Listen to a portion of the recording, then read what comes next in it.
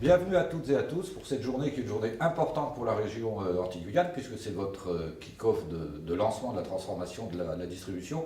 Alors j'ai pas le plaisir d'être là physiquement avec vous, mais je suis sûr que ce sera une journée mémorable, bien réussie et que vous en garderez un très bon souvenir et que ça donnera un vrai élan à ce projet de transformation pour votre belle région.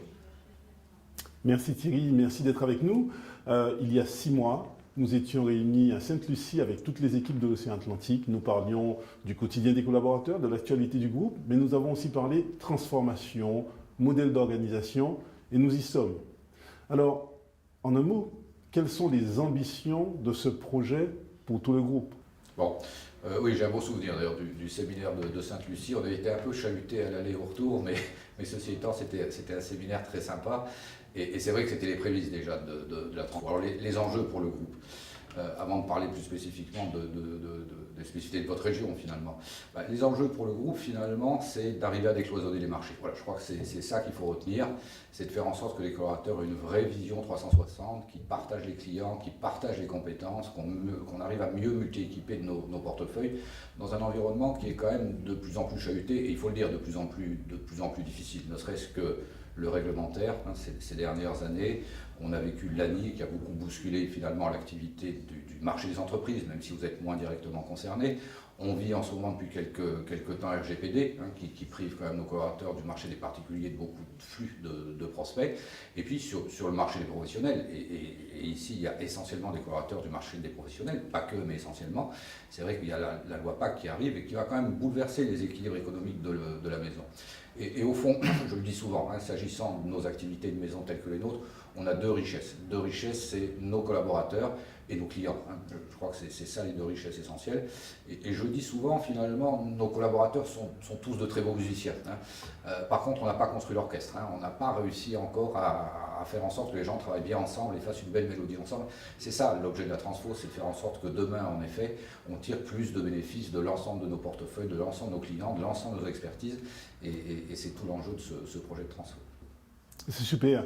Tu sais qu'en Outre-mer et plus spécifiquement en Guyane et aux Antilles, le développement du groupe, c'est une véritable histoire d'amour avec un réseau spécifique, le réseau du marché des professionnels. Alors, nos collaborateurs de Guyane, Martinique, Guadeloupe se posent une question. Quels sont les impacts effectifs pour eux, pour elles, sur ces territoires? Et puis, qu'est-ce qui changerait avec la vision développée au niveau national? Alors, ce qui change, c'est qu'en effet, au niveau national, il y a une vraie volonté de faire travailler ensemble l'ensemble des marchés. Alors, l'ensemble des marchés sont représentés sur vos territoires, même s'il y a beaucoup moins de collaborateurs MDE, MDP, mais néanmoins, au fond, ça ne change pas les enjeux. L'enjeu, c'est d'ouvrir en effet sa vision client à une approche 360, de multi-équiper le client et de faire en sorte en effet qu'on profite aussi des synergies avec les collaborateurs ou le collaborateur ou la collaboratrice du MDP. Et même chose sur le marché des entreprises. J'ai souvenir qu'il y a un beau portefeuille collectif. Il y a probablement énormément d'entreprises de moins de 20 salariés sur lesquelles on travaille très peu aujourd'hui au travers du MD Pro, et c'est ça tout l'enjeu pour vous, d'arriver demain à vous inscrire dans cette logique de transformation, certes avec les spécificités régionales, mais je crois que vous pouvez porter la même ambition, les mêmes envies et insuffler finalement le même projet dans la région. Thierry, ce qui me marque, c'est la place de ce projet de transformation dans le plan d'entreprise finalement de mai 2020. Et une question qui revient récurremment dans les équipes, c'est quel accompagnement pour une telle ambition? Alors, comment la DRH, comment la direction commerciale vont accompagner nos équipes? Oui, alors en amont de ça, c'est 2 années de travail en fait, le projet de transfo à ce stade, puisqu'on a démarré il y a quasiment 2 ans. Donc ça a été quand même un long projet sur lequel il y a eu énormément de travaux. On a été accompagné par 2 cabinets. Avec 15 consultants à côté de nous. Donc ça montre en effet l'importance et les moyens que la maison a mis en place pour ce projet. Bon, souvent la vraie vie, c'est pas les slides. Donc maintenant, on a déployé dans 2 premières régions, Aquitaine, Centre-Ouest Atlantique.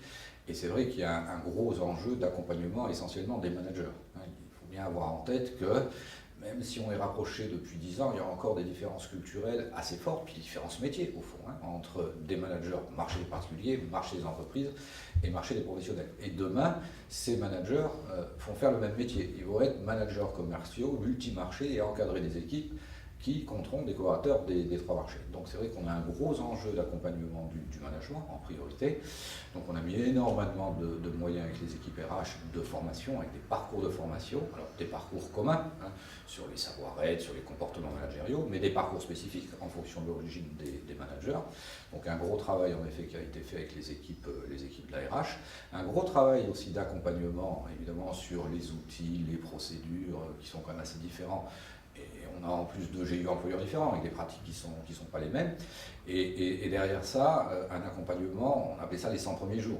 On va accompagner les managers, on fait un point, pour vous donner une vision très concrète, sur Centre-Ouest Atlantique et sur Aquitaine. Depuis le lancement, tous les 15 jours, on fait un point avec l'ensemble des managers pour s'assurer en effet qu'on répond bien à leurs besoins, répond à leurs interrogations, identifier des choses qu'on a oubliées, parce qu'il y a forcément des choses qui nous ont échappé, et faire en sorte qu'en effet, ils sentent autour d'eux un véritable accompagnement. Donc il y a un gros travail qui est fait, en particulier sur les équipes managériales. Merci Thierry. Mais écoute, pour conclure, je te propose un dos à dos qui nous permettra de croiser nos regards sur ce projet. Allez, avec plaisir.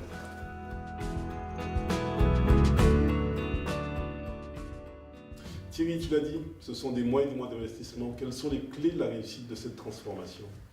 Je vais vous dire, c'est vous les clés de la réussite, c'est les collaborateurs, c'est les managers, c'est la façon dont vous allez vous engager finalement dans ce projet.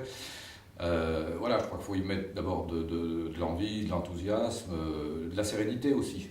On a la chance d'avoir un beau réseau et puis un marché qui a une profondeur exceptionnelle. Donc ce qui fera la réussite, c'est l'envie, c'est l'énergie que vous mettrez.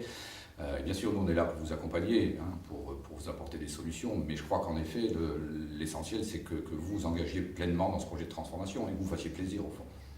Et quelles sont les valeurs qui sont portées par un tel mouvement ?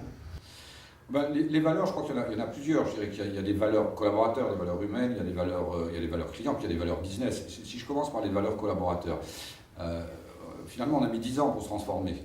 C'est 10 ans que le mariage à la mondiale a été consommé. Je crois que ce qu'il faut, c'est être curieux de l'autre, curieux de ses compétences, de ses savoir-faire, avoir envie de partager les compétences, être bienveillant, et considérer en effet qu'il y a une vraie plus-value à travailler ensemble. Donc, je crois que ça, c'est extrêmement important en termes de valeurs. Des valeurs clients, bien sûr.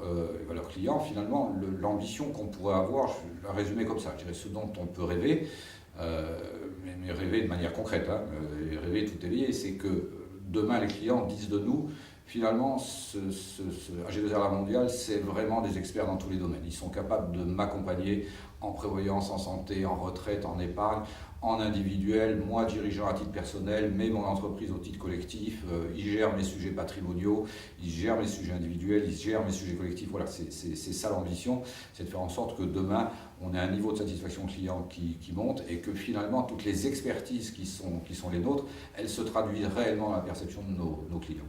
Bon, et puis derrière, bien sûr, un enjeu business. On en attend des gains de productivité, une amélioration de la performance dans un environnement, on le disait, qui est de plus en plus contraint. Donc il faut aussi qu'on tire des bénéfices concrets et un peu chiffrés, un peu quantitatifs de cette transformation. Tu soulignes les enjeux business, les collaborateurs, les collaboratrices et moi-même sont particulièrement attachés à cela. Quels sont les impacts commerciaux que tu attends sur la région Guyane et Antilles ? Je dirais que sur la région, au fond, ils ne sont pas très différents de ce qu'on attend au national. Au national, il faut qu'on ait en tête qu'on a besoin de redévelopper le chiffre d'affaires de la mondiale. Donc, il faut qu'à minima, on maintienne notre activité en retraite, qui est le cœur de l'activité. Mais on a un vrai sujet de développement et d'accélération sur la santé, prévoyance individuelle et surtout petit collectif. Donc, je crois qu'il y a un gros enjeu là pour la région avec un beau potentiel, je le disais, un beau portefeuille sur lequel il y a vraiment des développements à faire. Et puis un petit clin d'œil, les certificats mutualistes, c'est un point d'attention pour le groupe, je le dis souvent, c'est des fonds propres en direct pour le groupe et ça a énormément de valeur. Je sais que tu aimes ces équipes d'une façon particulière, ce serait quoi le mot de la fin pour toi ? D'abord vous dire que j'aurais adoré être avec vous, j'aurais adoré être présent, je sais tout l'attachement que vous avez à la maison et au groupe.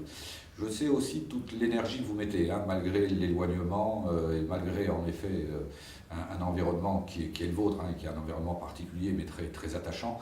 Voilà, j'ai envie de vous dire, vous avez tous les talents, toutes les compétences. Hein, je crois que je vous connais assez bien. Je vous connais peut-être mieux finalement que les équipes métropolitaines. Je me rends compte que je rencontre tout aussi souvent, et peut-être même plus souvent, les équipes ultramarines que vos collègues de métropole.